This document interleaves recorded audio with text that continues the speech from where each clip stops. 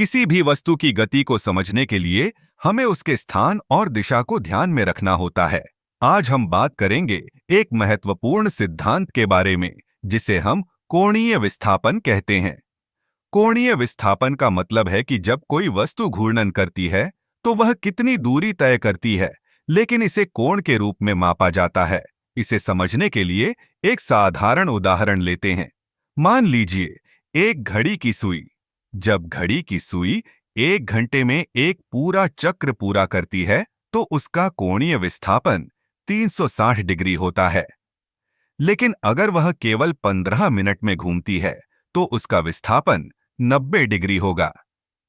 यहां पर एक महत्वपूर्ण बात यह है कि कोणीय विस्थापन केवल दिशा और घूर्णन के माप को दर्शाता है, न कि वस्तु की वास्तविक यात्रा की दूरी। इसे रैखिक विस्थापन से अलग करना जरूरी है।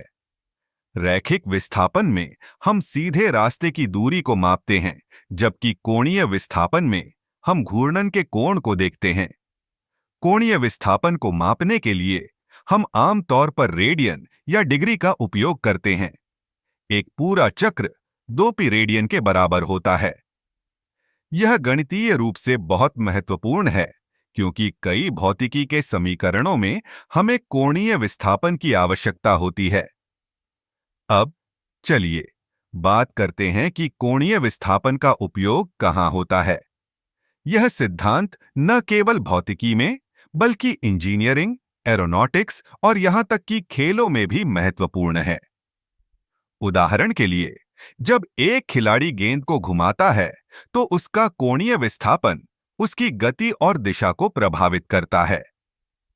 एक और दिलचस्प पहलू यह है कि कोणीय विस्थापन हमेशा सकारात्मक या नकारात्मक हो सकता है।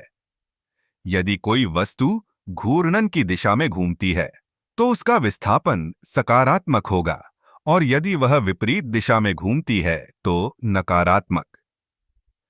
यह हमें यह समझने में मदद करता है कि वस्तु की गति किस दिशा में है। इस सिद्धांत का एक और उपयोग है। जब हम किसी वस्तु की घूर्णन गति का अध्ययन करते हैं, जैसे जैसे कोई वस्तु तेजी से घूमती है, उसका कोणीय विस्थापन भी तेजी से बढ़ता है। इससे हमें यह समझने में मदद मिलती है कि वस्तु की गति कितनी स्थिर है या कितनी तेजी से बदल रही है।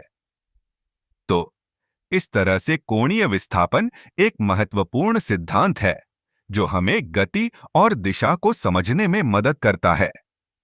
यह न केवल भौतिकी के लिए, बल्कि हमारे दैनिक जीवन में भी उपयोगी है। चाहे वह घड़ी की सुई हो या किसी खिलाड़ी की गेंद, हर जगह इसका उपयोग होता है। इस सिद्धांत को समझकर हम न केवल विज्ञान में बेहतर कर सकते हैं, बल्कि अपने चारों ओर की दुनिया को भी बेहतर तरीके से समझ सकते हैं।